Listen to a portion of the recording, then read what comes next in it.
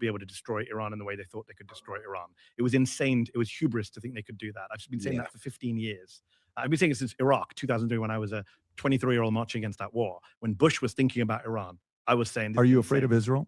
Am I afraid of Are you afraid of Israel? What do you mean? Are you afraid of Israel's aspirations? Oh, yeah. But aspirations are different, right? Can they pull it off? I agreed with you that just because they have this messianic vision doesn't mean they're going to win. Yeah. I mean, I agree with that. To me, it's like, okay. No, like they didn't win in Gaza. Bro, Patrick, I said in 2023, that this whole plan, when people were like, but here's the problem. And, you're right. Just because we're calling out their plan doesn't mean they're going to succeed. But here's the thing. Them attempting this plan is detrimental to the stability in the Middle East and our stability as well. So that's the problem. Them just attempting this is a bad thing. And others would say Israel has a right to self-defense. Destroy Hamas. You can't. There is no military solution to your problem. Yeah. So you know what it is for me. Don't talk to Mehdi because Mehdi's going to do this. No, I want to talk to Mehdi. No, I'm telling you, be careful. No, I want to talk to Mehdi. Oh, don't talk to Bibi because I want to talk to him. I wish you had an hour and a half to talk. No, don't talk to Nick. No, don't talk to this guy. I want to talk to him. I don't sit there and see that, my God, everything, they're so powerful. They're going to control America. They do this, they do that. I mean, you kind of giving them too much credit. I mean, you're mixing different things together, though. One thing is militarily, can they win on battlefields? No, not always.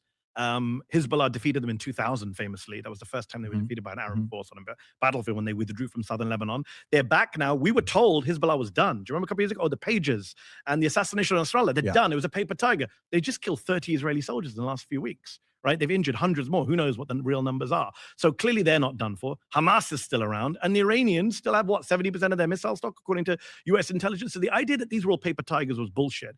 That's a different argument. I'm not a military expert. I'm not going to sit here and adjudicate, who has the strength in the field. Politically, though, in this country, does Israel still have power? Sure. They still have politicians who support them. They still have lobby groups that advocate on their behalf. So does China. So does Qatar. No, not on the level of Israel. Come on. Not on the level of Israel. Okay, let me ask you a question. If you had $5 billion to win over influence. Here's the thing, though, and I always do ask these guys to test this. All right, well, please name me the Saudi bought. Please name me the Qatar bought politician, because all you guys will say, you'll say Thomas Massey, you'll say Ilhan Omar, but no, you can't prove that. The problem is, if you could, you could sit there and be just as outraged, but you can't. And that's the thing that irritates me. They'll talk about, what about the Middle Eastern country and who they fund? Prove it, because there's nobody out here in America that's talking about we should put Qatar over American values. We should get into Qatar's problems. Nobody's saying that we should get into the UAE, Saudi Arabia. None of our politicians are shilling as hard as for any country as they do for Israel. So to sit there and try to, what about the funding of these Muslim countries? Yeah, bro, they go into businesses, they go into lobbying. No, these guys in Israel, they directly buy politicians. They directly influence them and damn near try to brainwash them with a little trip to Israel, return to the Holy Land. So yeah, guess what? Saudi Arabia's not doing that. Qatar's not doing that. UAE's not doing that. So it's ignorant to sit there and talk about what about these Muslim countries when it's only Israel that's doing this. And it's only Israel who our politicians support vociferously. Like I said, I've never heard a politician sit there and say that, oh, we should just be gun-ho behind Saudi Arabia, Qatar, and UAE. Not one, not Turkey, nobody. No politician has ever went out there and shielded completely for an Arab country or a Muslim country whatsoever. But I can give you a laundry list of politicians who went out there and showed for Israel, both on the left and the right. And people in America, politically, and inject your way of thinking. Yeah. Would you put that money to buy over congressmen and senators, or would you put that money into winning over kids? Where would you put your money? Both. No. Either. Okay, then diversify. Seriously, use it as a mutual fund. You got $5 billion. How much you put in one? How much you put in the other one? Honestly. I don't know. I want you to think about it. 50-50. I think they're both important. You think you talk about when you say young people, you mean like TikTok? Universities. I'm talking about universities, TikTok, universities. social. Give money to universities, give money to places to get the kids influence. Yeah. Where would you put the money? But let me take your push back on that. All right. So you're talking about the Saudi funding and the foreign funding that goes into these universities that's done by China, Saudi Arabia, Qatar, across the board, right? Guess what? Even with that funding, these kids still come out being pro-Israel. They can still come out being pro-war. That doesn't do anything. Jewish kids goes to these schools that are funded by what? Qatar, China, and they still come out being just as pro-Israel as when they went in. So you can't sit here and say, oh, well, oh, they're buying the youth. It's like, well, guess what? So is Israel. And guess what? I'm gonna be real with you. Them having money in, well, Saudi Arabia, Qatar, and you having money in education is not guaranteeing that people are turning over to their message. Like, let's just keep it real here. Actually, a lot of people still have a deep distrust for Islam. I mean, if think about it like this, if these guys are pushing all this money in there and you have a whole bunch of Americans who have this radical hatred towards Islam, are they really getting their money's worth? Like, really think about that. If that's what you're going off of, PBD, like, look what you doing out here. I mean, are they getting their money's worth? Because there's a lot of young people who have this crazy dislike for Islam that doesn't really make any sense, but it's been pushed upon them. But here's the thing, according to you, they're being bought by the Chinese, the Saudis, the Qataris, and all them. I mean, what do you got to say about that? Don't take it a step further. Okay, let's say I put it all in students. I win over young people. That's already happened. Have you seen the polling? The young people hate Israel. I know. But does it translate into policy? No, nope. Because the Congress still controls the purse strings. So I'll give you one example. 8% of Democrats support Israel's war in Gaza. 8%, according to a poll last year. In Congress, it's the other way around. It's like 80% of Democrats support Israel, only 8 or 10% are voting against weapons or genocide. I'm ballpark figures here. So what's the disconnect? The disconnect is we have a Congress that doesn't represent the public on either side of the divide. True. I don't think the Republican Party fully represents its base, but more so, Democratic Party certainly doesn't represent its base on Israel, the leadership. Look at these primaries. We're sitting on a day where there's going to be a bunch of primaries. So my big point here is, yes, it's great that young people have been won over. It's great that everyone under the age of 50 in the United States of America, whether Republican or Democrat, does not want more weapons going to Israel. That's the latest polling. Under the age of 50, everyone. That makes sense to me. Right? But Congress does. And here's a wild part about it. This is why we have such a crisis of democracy. This is why Israel... And this is what I asked PBD. Are you pretty much trying to say that us knowing this knowledge, this is just history? We're just going over Israel's history, bro. There's not anything that the Saudis or the Qataris had to push in our face. This is something that we went and looked up on our own, most young people, and we got to this information on our own. Like, Xi didn't help us get to there. I mean, Mohammed bin Salman or whatever the hell his name is, he didn't help us get to there. It was on our own. And you're pretty much trying to pass that off as, oh, no, you guys have just been influenced by Saudi money. Like, I'm sorry, but where? Actually, some people didn't even get to go to college to be influenced by Saudi money to come to this conclusion. So really, what's your point with that? Matters so much in our political system. It's not just a foreign policy issue. It's an issue of our democracy where we have members of Congress and a president who does not follow American will, does not follow the will. Oh, guys, make sure we're supporting the stream with a super chat, Rumble, or Venmo, guys. Appreciate the support, how we hit the goal, and how we also, get longer lives and get a conspiracy hour and calling going. The voters. And so to answer your question, yeah, you do need to spend money lobbying Congress because ultimately they're the ones voting on weapons. They're the ones voting on aid. They're the ones voting to censor our speech, saying anti-Zionism is anti-Semitism. All of that stuff is coming out of Congress. And people say, oh, Qatar and this. I just gave you an example. The Qataris gave him a $400 million plane. The Emiratis gave him $500 million for his crypto fund. The Saudis have sponsored multiple multi-million-dollar golf tournaments at his properties, hotels. Did it come in useful? When it came down to it, he picked Israel. He picked Miriam Adelson. He picked Benjamin Netanyahu. He picked AIPAC. He picked Marco Rubio. I don't know about that. He picked all these people. What do you mean? We've seen it with our eyes. I don't know about that. Listen, let me ask you this. Do you think, and by the way, you didn't answer my question. So I want to stay on the money part, and then I'm going to go to the next question. I did answer. I said, I could spend it all on the kids. It doesn't matter. No, but so ultimately, Congress is still more important. So you would put all the money in Congress and no, both. I said split. You would do 50-50. 50-50. Win over the people, and then win over the people who represent the people. So where does Qatar put their money? They put $6.5 billion in universities. Where does China put their money? $5.5 billion. In universities, dog. And guess what we do? We accept their students to go there. So you can't even say they're doing it to really influence our children. You can sit there and say they're doing it just to make sure that they got a spot in our high-class universities. There's that as well. And like I said, they're putting all this money in, and students are still coming out anti-Islam, pro-Israel, pro-war. So let's be real. You can't sit there and say they're trying to influence these, universities. I mean, they haven't replaced African-American studies with Arab studies, have they? No. I mean, you could still, and they're not pushing Middle Eastern studies on, or they're not making a requirement for every person to go to their school, are they? No. So what are you even talking about? And all countries pour into our education. So you can't even just make this a one-off thing or just make it all about Qatar.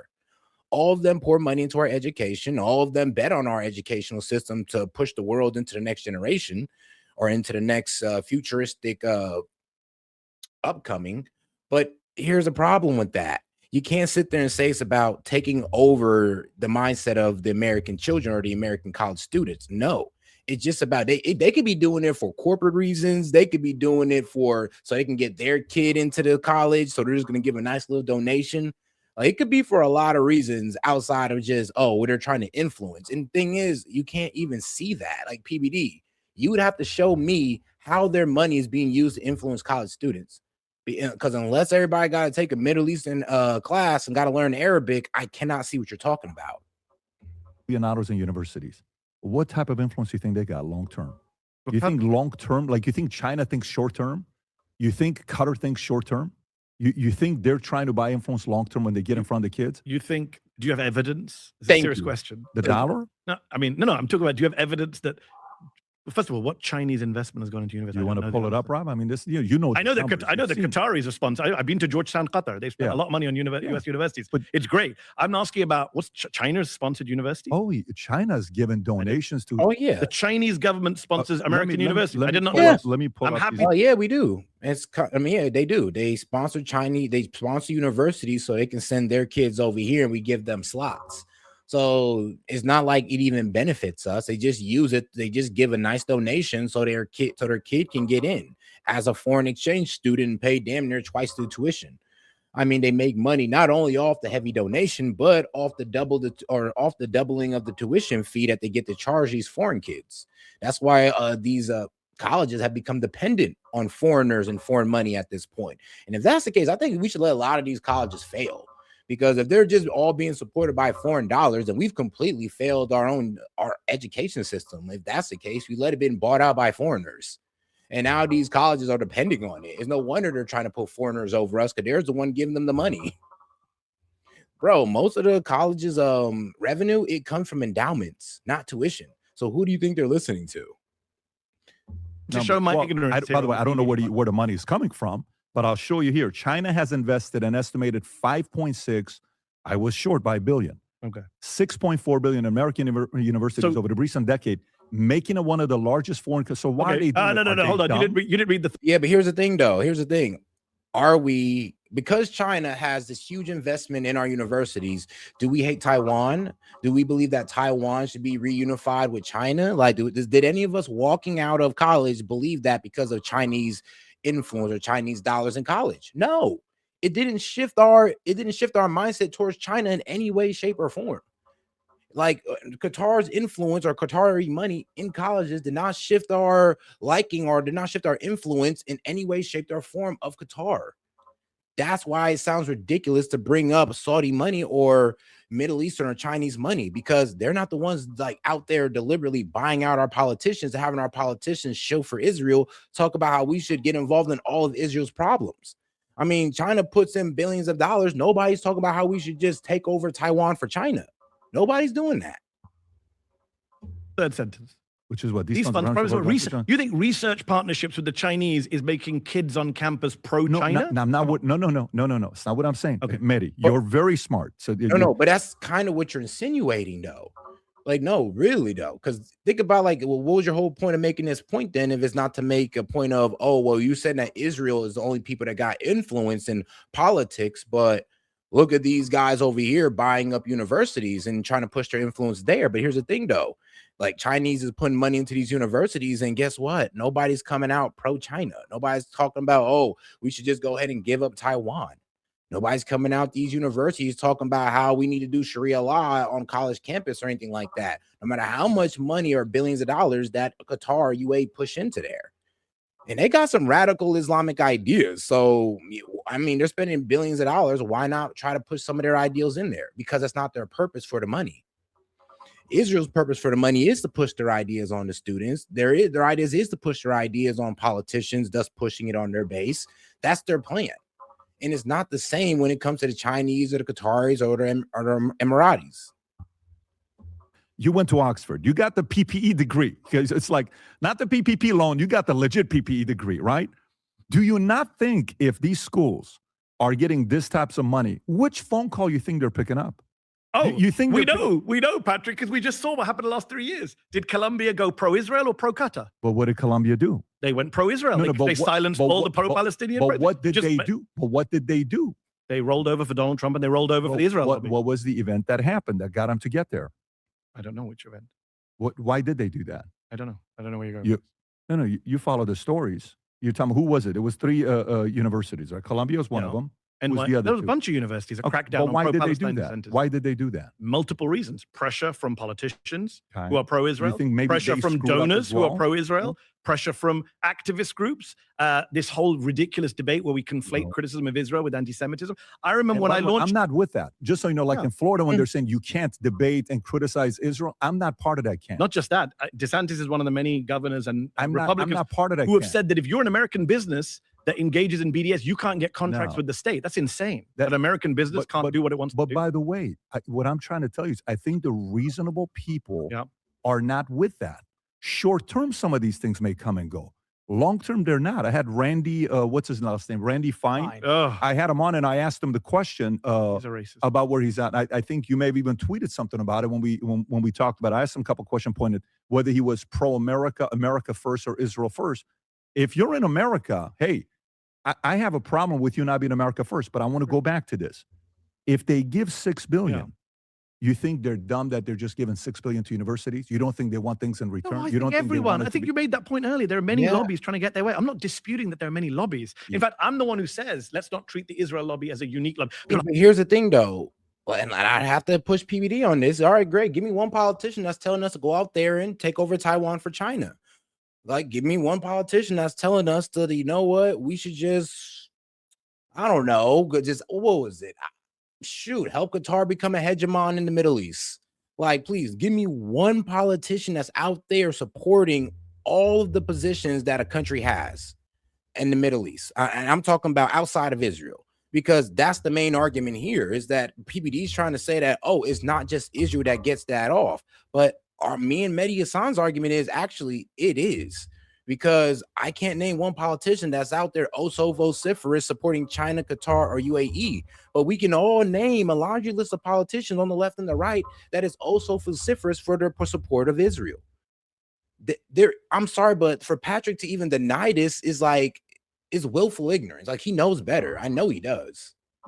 Oh my God, AIPAC. I always say AIPAC, NRA, great, all of them. Big Pharma, all of these people. All of them. I want to get money out of politics. I'm on the left. As well. I'm a Bernie, Elizabeth Warren. I want to get money out of politics. Let's get rid of Citizens United. Yeah, Citizens United, West Supreme Court decision. Yeah. Okay, so, but let me come back to your direct point about influence. I'm not disputing that they're spending money, they're lobbying, everyone's doing it.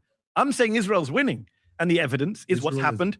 I'm saying Israel's losing. I've not only do I have a kid in college, I have multiple Muslim friends, leftist friends with kids in colleges. Kids are now Jewish. I have kids who've been arrested. Yeah. I have kids who've been doxxed. I know kids who have been suspended. I know kids who've been expelled because of their criticism of Israel. I watched a video of Rumeysa Öztürk, a young Turkish student at Tufts, be picked up by 8 ICE agents and detained because she wrote an op-ed in her student paper saying we should divest from Israel. And Marco Rubio had her detained for a year. Right, so don't tell me that Qatar is winning this argument. Qatar is not winning the argument on campus. So that's just a complete.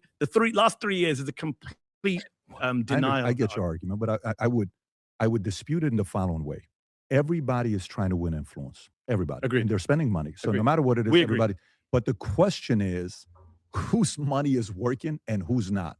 The part where I go that's not working is, do you think Israel's popularity in America has increased or decreased the last 5 years? No, because that's a different argument. That's because people saw a genocide live stream to their phones, right? And you can't buy your way out of it. It's more than that's one of it. That's one of the big issues. It's one of the bigger issues, but it's more than that.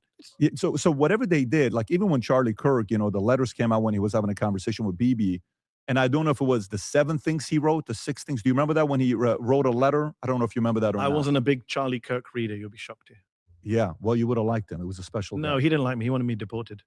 He called for me to be deported from this country because he's such a free speech champion he was. What was his reason for it? Because I said something about COVID that he didn't like. What did you say about COVID? Something about the whole school, my position on, lockdowns, vaccines, whatever it was. He didn't like it, but instead of debating me on it, he said, who's this guy? He should be deported from the country.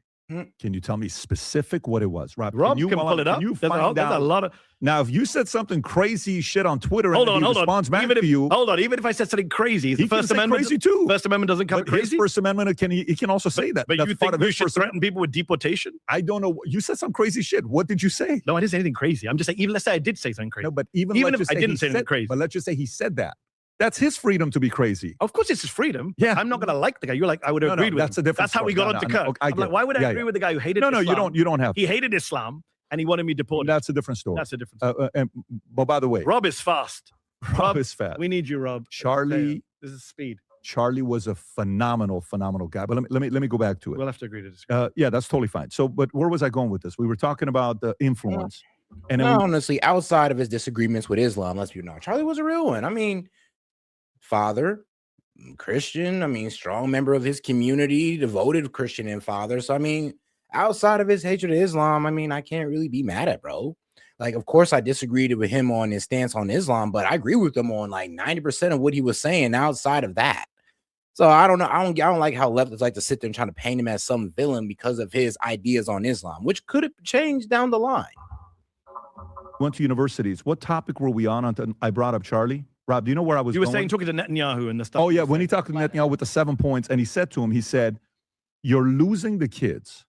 Whatever you're doing, the propaganda, you're losing the kids. So it's not working." So if you say the influence of AIPAC or whatever they're spending their money to win over Congress and all these other guys, guess what happened?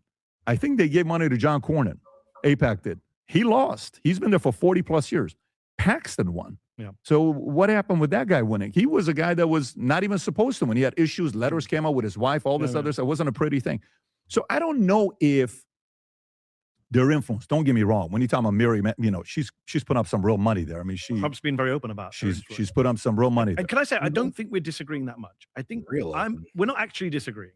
I agree with you. I'm the first to say I'm very happy to see young people switching on this. I never thought a day would come in my lifetime where polls showed that the American public supports Palestine more than Israel, which we're now seeing from Pew and Gallup. That's an amazing change in public opinion for people like me. But what I'm trying to say to you is all of that is valueless, worthless. Why the AIPAC calculation might make sense to AIPAC is, well, who cares what public opinion say? If we can, it is short term, but if we can control, but they don't think long term. No. Maybe the Chinese do. The Israelis think short term. No, the Israelis I'm not talking Israeli. Okay. I'm talking about those who wanted to make sure, like, whatever their belief is, whatever your belief is, folks that are not pro-Israel, right? Yes. And hey. Yeah, they've not won hearts and minds. We agree on that. Oh, no. I think, I go to schools and I talk to kids. First thing I ask is, who do you watch? Used to be Charlie Kirk. Who is it now? Really? What's your position with Israel? Oh, boom. I mean, it's like zero to anger towards Israel. So guess what that means?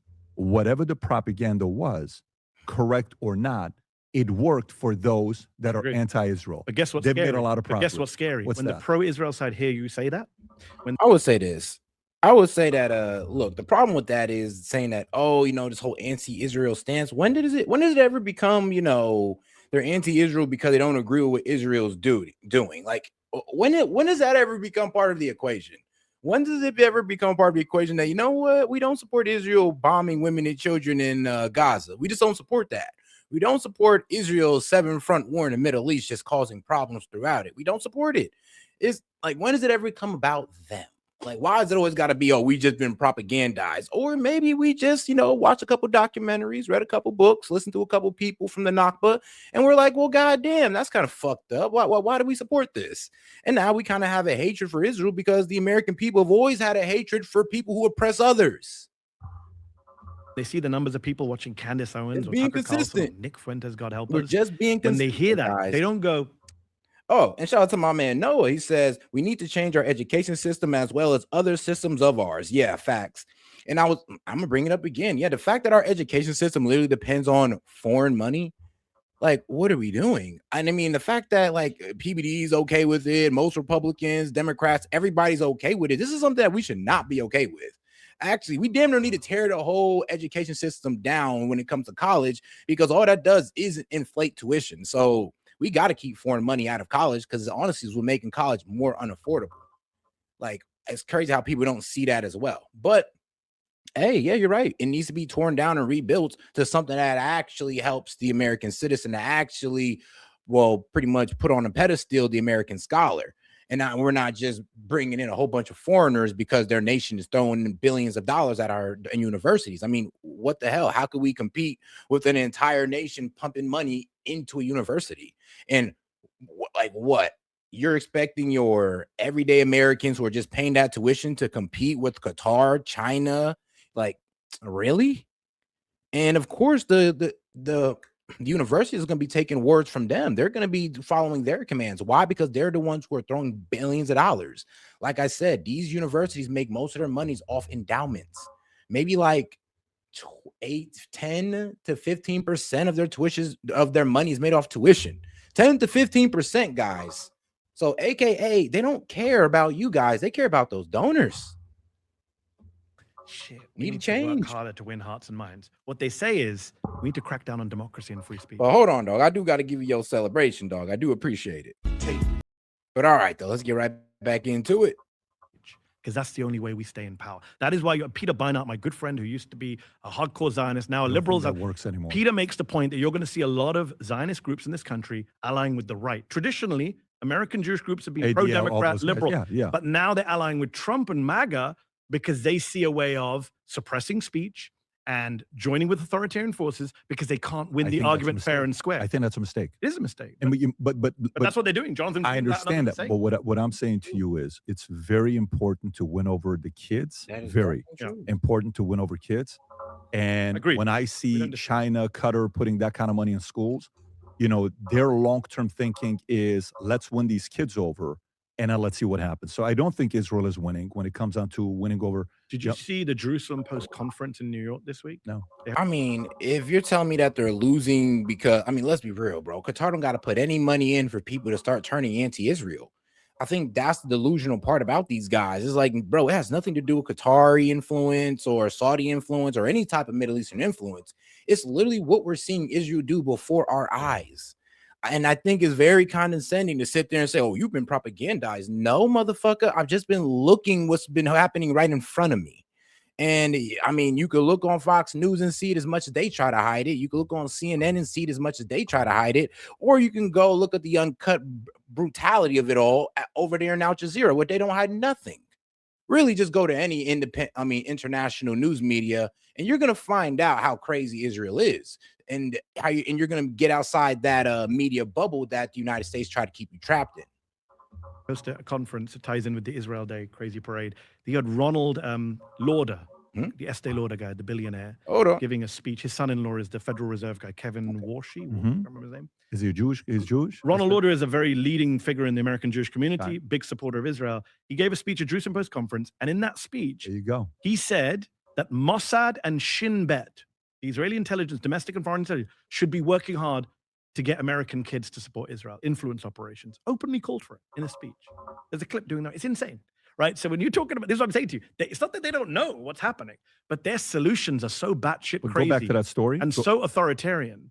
Israel is losing the information war. So they get it. They agree with you and me. Yeah. But their solutions are scary as shit. They're authoritarian. It's not going to work today, though. I hope it doesn't work. You know why it's not going to work? You know why it's not going to work today? Why is it not going to work? Are you with MSNBC today? No. Okay, where are you at?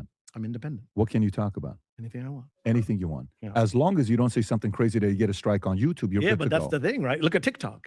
When Mitt Romney had Antony Blinken on stage. Do you remember that famous conversation? No, on TikTok, bro, you can't say anything about Israel on TikTok. Like I said, I'm probably on my third or fourth TikTok account, and I only use it to, try to spread the word on the channel and try to bring people in, as a funnel. But the problem is with TikTok is that, dog, I mean, as soon as you get one strike, and even if you get the strike appealed, they still throttle your channel, or your page. So it's just like, all right, so you guys are gonna have mistakes on giving me, community strikes, and then when I appeal it and I win, you guys don't return my engagement, but you still act as if I'm posting, content that's violating the guidelines, even though we both agree that my content was, I guess, falsely taken down. But that's the way they're working. They're letting you know, like, bro, look, even if it isn't all that anti-Israel, we're still gonna take it down, and we're still gonna throttle your channel because of it. And they're letting you know, it's like, look, don't come on here with that anti-Israel BS, come on here with the pro-Israel, pro-Trump, and you'll be good. And of course, I mean, in Dems, you can come on there with your anti-Trump and all that good stuff, but as long as you lay off Israel, we'll let y'all prosper. If not, then we're just going to be striking y'all left and right. A couple of years back, and he said, everyone was like, oh, they're going after TikTok because of China, because of China, because of China.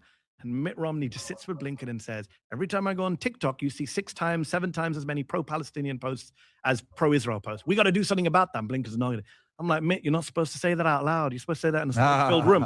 He said it on stage, right? He made it clear that the TikTok, taken over TikTok by the Ellisons and co. was always about Israel more than it was about China. And that does worry me, because you could say, oh, well, I wonder today, if God forbid the genocide restarted today at the level it did in October 2023 after the horrific massacre on October 7th, what would we see on our social media screens today? I think you'd see much less than you saw in October, November, December of 2023. So if you, okay, fair on what could happen there. But to me, I think the independent content creators, Israel wasn't used to these guys 20 years ago. And this is a very different game. Yeah. Very different game. So they were not accustomed to these guys coming on and not needing anybody and just sit in front of the computer, play video games and talk. And nowadays you have streamers. Yeah. Streamers are influencing kids. Gamers are influencing kids. How long this is going to last, I don't know. But look what the UK government just did. My country. Cenk and Hassan. Cenk and Hassan. Yeah. So again, that's the short-term crackdown. We can't win what the was argument. The reasoning, by the way, what did they say? Anti-Israel. But what was a specific They didn't thing? give a specific as far as I'm aware. Well, I mean, UK, you know your country. I didn't how see, many I times? haven't seen the details. Rob, can you, do you I know that they didn't say, look, banned for criticizing Israel. They say. I don't know what the UK government has said. But they're saying this. You don't know if that's the position. I don't know. I don't know the exact. But my point being, this is exactly what we just talked about. Oh, guys, you haven't already, guys, make sure to smash that like button, guys, especially if you're on Rumble and YouTube. Do me a favor and smash the like button, guys. And any question, comments, jokes, or disagreements, feel free to send it through Venmo or Super Chat, guys. Appreciate the support. And I believe we are about, whoops, forgot to honestly do the math on that one. But, oh, yeah, appreciate the support, guys, because we are about $63 away from opening up the call-in line. And like I said, you can double your support through Venmo, or like I said, you can send it through Rumble or YouTube. Sorry, guys, bit long-winded, but appreciate you sticking in there with me. Which is, again, we can't debate with Hassan Piker, the streamer, so we just prevent him from coming to speak. You can do it here, though. This is specifically in UK. But my point is, but they're doing but they do it in reverse, right? So with the UK, you pressure the UK I don't know government. about Cenk, but you want to pull up some of the stuff Hassan said? You want to give him feedback on what he said? Like, I give him feedback. I know Hassan very well. Have you heard about some of this stuff? He knows that he said some capitalist blood on the, he said some outrageous stuff. He said, he knows he the guy that's a lot of stuff is quoted happen again. Was it capitalist blood on the steps of wah wah wah? I think there was when he said America deserved 9/11. Yeah, the problem with Hassan is that, like, you know, I can look at both sides of history and have a neutral stance and understand both people's concerns, you know, for their people, their nation. I can relate to that. The problem is Hassan is, and I mean, in a way I can relate to the Israelis, I can relate to the Arabs, of course, and that's just me being fair-minded about the situation at hand. But Hassan, he's overly went towards the Arab side. I mean, bro is a Hezbollah supporter. He was literally bragging about how cool their flag is, about, oh, they're pretty badass. So I was just like, oh, you're literally a terrorist supporter. I can get understanding why Hezbollah exists, but doesn't mean I support Hezbollah's actions. No, what he said. Okay, come on, hold on. Can you just pull up the crazy shit? No, hold on. I'm not going to. I know you're going to defend him, but I want to know what's. I'm not going to defend him. Actually, go ahead. Well, I'm going to defend him from falsehoods. I've spoken to Hassan. Yo, and thank you for saying that, Sid, because I was saying that earlier. It's like, bro, this is not about Qatari influence, Middle Eastern influence, and buying of our colleges and all. No. I'm sorry, but maybe it is just hard to sell the reckless bombing of women and children to the American people. Maybe it's just hard to sell oppression to the American people, seeing that we've been a people against that's been against oppression since our inception. So maybe it's just that. Maybe it has nothing to do with propaganda. It just has everything to do with the fact that, I don't know, maybe we just have American values. Could it just be that, guys? Could it just be that? Very bluntly, and said, you've given your opponents. Yes. What is the context of that? Tell me. The context, he was talking about American foreign policy and, you know, the quote unquote famous line about, you know, chickens coming home to roost. It was a very provocative statement. He's apologized for that, by the way, just to be clear. Sure. But even Robert. Yeah, that was, like I said, it was a wild ass statement. It's like America deserved 9/11. I was like, yo. So yeah. And the thing is, though, like, all right, I'm just gonna be reasonable here. Like, the thing is, I understood where he was getting at, but just coming to that conclusion was like, look, I get what you mean by, like, you know, the American government has done plenty of things low-key cause 9/11, even though we don't like to admit that. But I get where he was coming from that. But just saying that, oh, all of us, like, oh, all 3,000 Americans, we deserve 9/11. Yeah, that's wild to say. Like, come on. Roost. It Like, was a very that's provocative literally the same collective punishment that we reject coming from Israel. statement. He's apologized for that, by the way, just to be clear. Sure. But even Robert Kagan, you know Robert Kagan is the big neocon. He came out recently and said, you know what? 9/11 was a result of our bad foreign policy. He just said it in a more diplomatic, Atlantic magazine friendly way. So you're supporting him saying that, Hassan Piker? No, he shouldn't have said it like that, because America deserved 9/11, makes it sound that those people died was worth it. No. Right. But did America bring 9/11 on itself? 100%. U.S. foreign policy created I mean, that's what I'm saying. Is like, if his argument was, yo, our government and our foreign policy brought on 9/11, I mean, yeah, that's true. That's true. I mean, as effed up as it sounds, as much as people don't like to hear it, that is the truth. Like, we did bring on 9/11 through our foreign policy. It is what it is. I mean, especially with us propping up Al-Qaeda. Bin Laden created Al-Qaeda, created all of these wars in the Middle East, created that jihad in Afghanistan. 110%. That was a blowback from U.S. foreign policy. Every serious scholar who's looked at that admits that now. We're coming up to 25th anniversary of 9/11. Even Robert Kagan is saying. When do you think, Rob, can you pull up how many arrests happened in UK versus other countries on social media? I don't know if you've seen this. It's worth watching it. It's a little bit out of context. But you know, when you talk about Piker, Sam Piker, what he said, to me, you can say anything you want to say. The only thing I have a problem with is when it comes down to a threat to someone's life. Yes. Give your opinion. Hey, I disagree with this guy's this guy's a that. But when it gets down to that, and then he's never threatened anyone's life. When he said capitalist blood, let them die. Can you pull up that clip?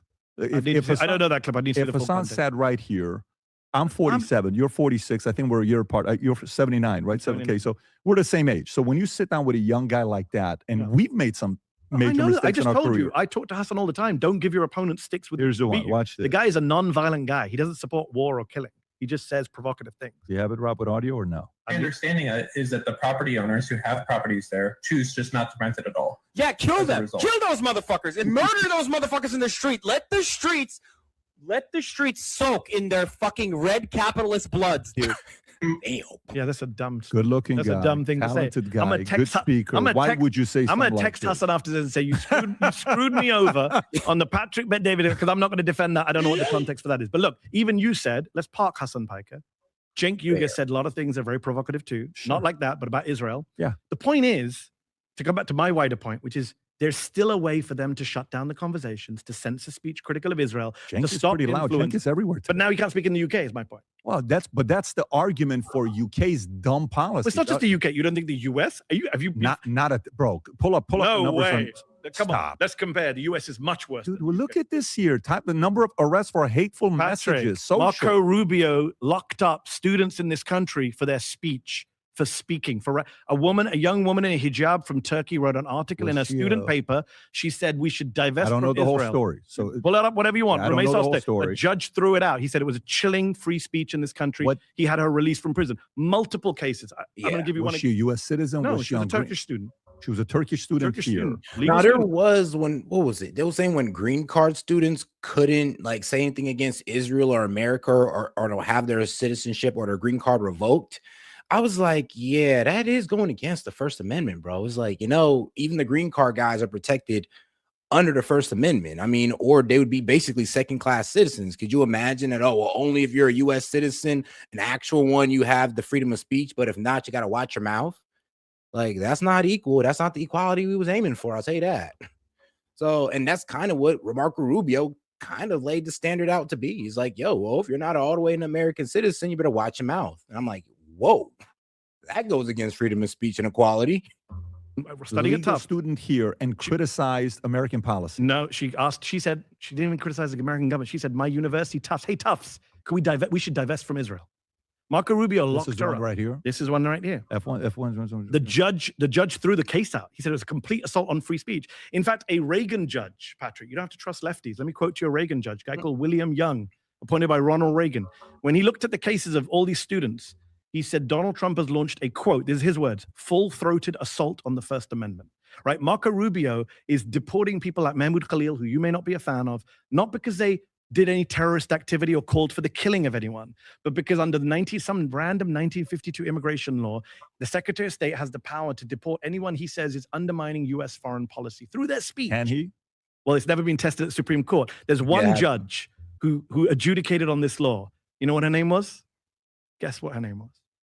Judge Marion Barry Trump. Trump's sister is the only judge to ever look at the 1952 law on its merits, and she said it was unconstitutional.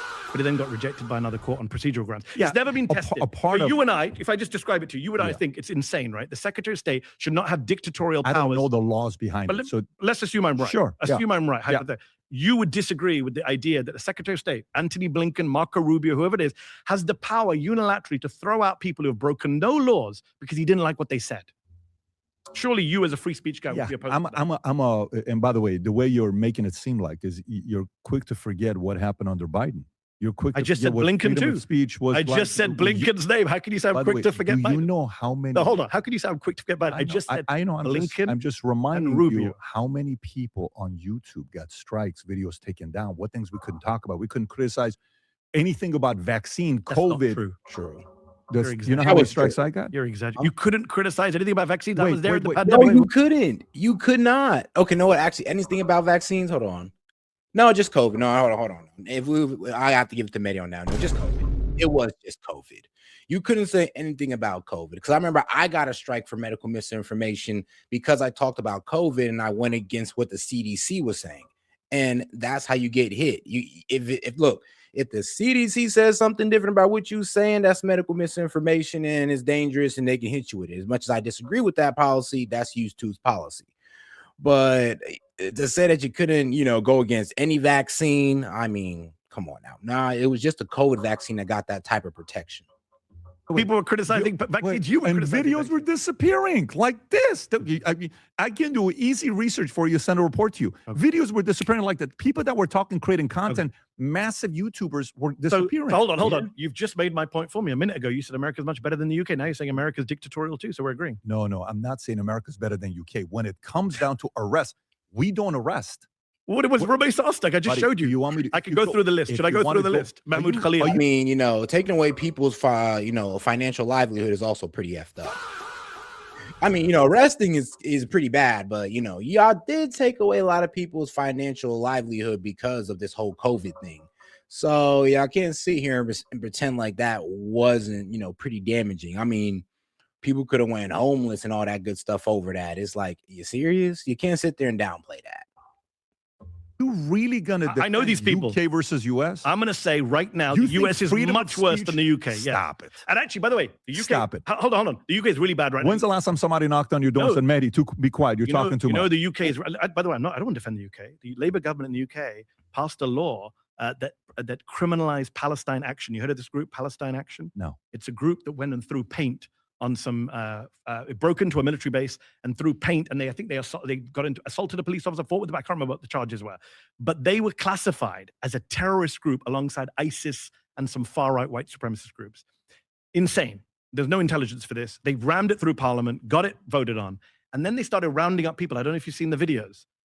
Every weekend for the last few months in the UK, people were protesting against the genocide. Little old ladies, a guy in a wheelchair, vicars, priests, grabbed by 2 police officers, arrested, you're a terrorist, because they said Palestine Action. You can't say Palestine Action. So I'm not going to defend the British government. They're deeply repressive right now. But funnily enough, Elon Musk never talks about cases like that. He always brings up the cases about Tommy Robinson. All of that stuff. Yeah. I'm sure you're a big fan of Tommy. Oh, yeah. Be so real. Elon Musk does push the vision. I'm just going to say it. Elon Musk pushes the vision. It's like he be picking, what was it? It's like this whole white fragility thing that he's hopped on, and which is I get it, man. White guys are being attacked and all this good stuff. Birth numbers are low, but there's no excuses to go out there and start attacking, other races and ideologies because you guys seem to be disappearing. That's not fair. How about y'all fix y'all shit instead of getting mad at everybody else? But hold on, guys. Sorry, I kind of lost my train of thought there. What do you say again? Government, they're deeply repressive right now. But funnily enough, Elon Musk never talks about Elon Musk pushing of the vision. I mean, bro, the whole anti-Islam thing, like Elon Musk pushes that. When it came to the whole